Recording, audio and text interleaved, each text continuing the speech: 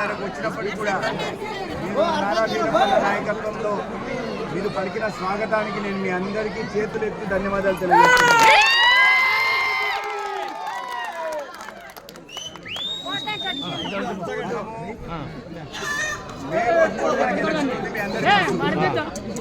కమలం గుర్తు మీద ఓటేసి మనం ధర్మవరం నియోజకవర్గం కూటమి అభ్యర్థి అయిన సత్యకుమార్ని గెలిపించుకోవాలా, అదన్నీ మీరు చేస్తారనే విషయం నాకు తెలుసు.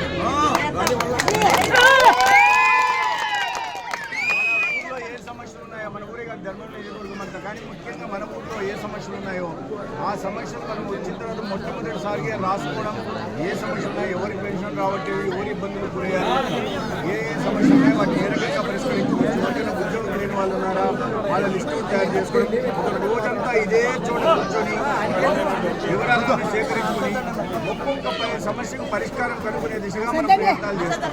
ఈ క్రమంలో నేను మీకు పూర్తి భరోసా ఇస్తున్నా, నేను కూడా రాయలసీమ బిడ్డనే, పొద్దుటూరు బిడ్డనే, కాబట్టి ఎటువంటి ఇబ్బంది వచ్చినా మోటుకుంటా, ఏ మాత్రం ఎవరు దేనికి భయపడాల్సిన అవసరం లేదు.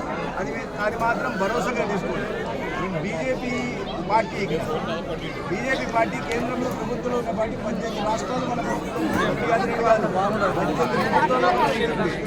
బీజేపీ కార్యకర్తలు కూటమిలో ఉన్న ఏ కార్యకర్తలు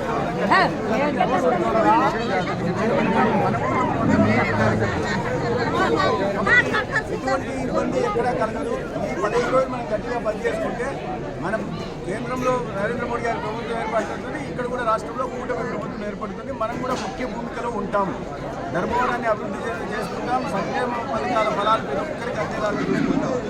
మన ప్రభుత్వం కేంద్రంలో వస్తుంది, రాష్ట్రంలో కూడా వస్తుంది.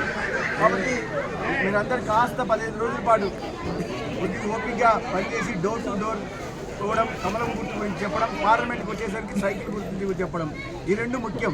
అసెంబ్లీ గెలవాలంటే కమలం గుర్తు మీద ఓటు వేయాలా, పార్లమెంట్ పార్లమెంట్ గెలవాలంటే కమలం గుర్తు మీద సైకిల్ గుర్తు మీద ఓటు వేయాలా. ఈ రెండు జరిగితే మన ప్రాంతం అభివృద్ధి చెందుతుంది. ఆయన నేను ఇద్దరం కలిసి మన ప్రభుత్వం ఇక్కడ ఉంటుంది కాబట్టి ఏ సమస్యలు ఉన్నా పరిష్కరించుకుందాం. దేనికి ఎవరు ఇంకోసారి చెప్పినా భయపడాల్సిన అవసరం లేదు. దేనికైనా మోటుకుంటాం. మిమ్మల్ని వీరనారప్పన్న 8 రోజులు కాపాడుకుంటూ వచ్చారు. ఆయనకు తోడు నేనైనా పైన మనకు మోడీ ఉన్నాడు, రాష్ట్రంలో చంద్రబాబు నాయుడు ఉన్నారు. మనం మోటుకుంటాం. దేనికి ఎవరు భయపడాల్సిన అవసరం లేదు.